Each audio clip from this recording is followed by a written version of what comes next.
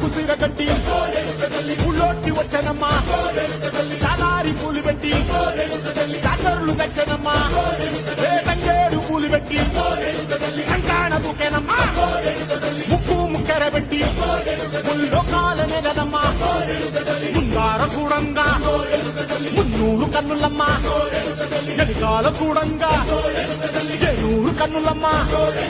సాధు శిస్తులంతా సాగిల బట్టరమ్మా